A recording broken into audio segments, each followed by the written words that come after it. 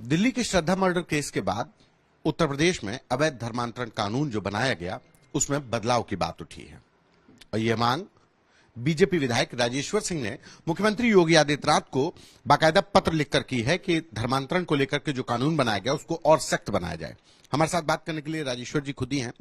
Sir, आपने जो पत्र लिखा है, पहले तो पत्र का मजमून क्या है, किस तरीके से बदलाव की अपेक्षा आपने की है? मैंने तो पहले योगी आदित्यनाथ जी को धन्यवाद दिया है। वो बहुत दूरदर्शी हैं। उन्होंने 2021 में ही ये अवैध धर्मांतरण के विरुद्ध कानून बनाया और जिस कानून को देखा देखी आज 11 राज्यों में ये कानून बना है, जिसमें हरियाणा है, गुजरात है, मध्य प्रदेश है। और इस कानून को लेकिन अब समय के साथ और सख्त किए जाने की आवश्यकता देखी जा रही है।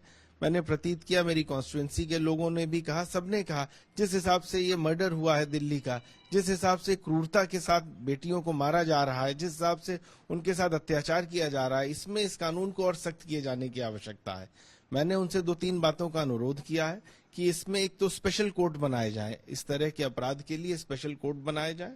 60 दिन का टाइम मात्र दिया जाए पुलिस को इन्वेस्टिगेशन करने के लिए। अब पुलिस फुली इक्विप्ड है, पूरी तरह से साइंटिफिकली ट्रेंड है। 60 दिन पर्याप्त है। फोरेंसिक एविडेंस इकट्ठी करनी हो या जो भी एविडेंस इकट्ठी करनी हो, दे आर कॉम्पिटेंट। और उसके बाद 60 दिन के भीतर ही ट्रायल होना चाहिए, सबसे महत्वपूर्ण है। सुप्रीम कोर्ट ने भी इसको अपने विभिन्न जजमेंट्स में कहा है, चाहे विनोद कुमार का जजमेंट हो, चाहे राजेश यादव का जजमेंट हो, कि जल्दी से जल्दी ट्रायल होना चाहिए। Examination in chief, cross examination same day होना चाहिए, कोई इनको एडजर्नमेंट्स नहीं दिए जाने चाहिए और लेजिस्लेटिव चेंजेस की आवश्यकता है। स्पेसिफिकली सुप्रीम कोर्ट ने बात को कहा है।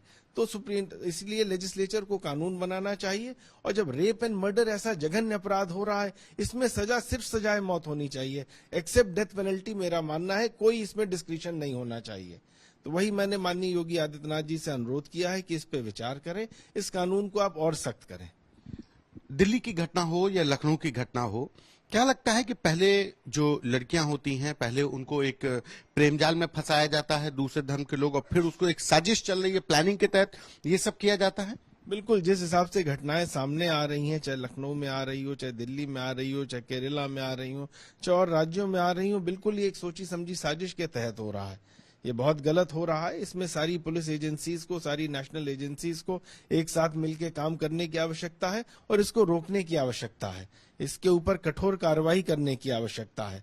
और समाज भी अब हमसे अपेक्षा करता है, नेताओं से भी अपेक्षा करता है और पुलिस से भी अपेक्षा करता है कि ऐसे अपराधी को एक समयबद्ध उसमें उसको सजा मिलनी चाहिए। अब हिंदुस्तान में क्या हो रहा है, वायलेंट क्राइम्स जैसे हैं, 11 लाख वायलेंट क्राइम्स 3 साल से ज्यादा पेंडिंग चल रहे हैं।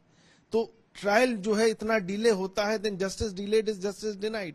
अगर 120 दिन में निर्णय नहीं होगा तो अपराधियों के हौसले बुलंद होते हैं, वो प्रलोभन दे के विटनेसेस को होस्टाइल करते हैं, डराते हैं, धमकाते हैं, मर्डर्स हो जाते हैं विटनेसेस के। ये बिल्कुल नहीं होना चाहिए। मेरा मानना है 60 दिन में ट्रायल हो, 60 दिन में इन्वेस्टिगेशन हो और कठोरतम से कठोरतम दंड मिले, चाहे आजीवन कारावास मिले रेप के केसेस में, लिव इन रिलेशनशिप में जो आदमी धोखा दे रहा है, रिलेशनशिप में एंटर कर रहा है फिर छोड़ दे रहा है, अगर रेप एंड मर्डर हो रहा हो तो सिर्फ मैंडेटरी डेथ पेनल्टी होनी चाहिए। आप तो पुलिस अधिकारी भी रहे हैं, तो क्या ये जो लोग लिव इन रिलेशनशिप में रहते हैं फिर उसके बाद धर्मांतरण को लेकर के एक प्लानिंग के तहत ये लोग मतलब पहले लिव इन रिलेशनशिप में जाते हैं या धर्मांतरण की बात करते हैं? बिल्कुल, मुझको बिल्कुल ऐसा ही प्रतीत हो रहा है। जिस हिसाब से पूरे जगह जगह डिफरेंट स्टेट्स में चीजें सामने आ रही हैं, बिल्कुल एक ये सोची समझी साजिश के तहत हो रहा है और इसके ऊपर सबको बहुत गंभीर होने की आवश्यकता है। धन्यवाद। ये थे हमारे साथ राजेश्वर सिंह, पूर्व पुलिस अधिकारी और वर्तमान में बीजेपी विधायक, जिन्होंने साफ तौर पर कहा कि अवैध धर्मांतरण को लेकर और ज्यादा सख्त कानून बनाने की जरूरत है। कैमरा पर्सन संदीप के साथ संतोष कुमार, आज तक।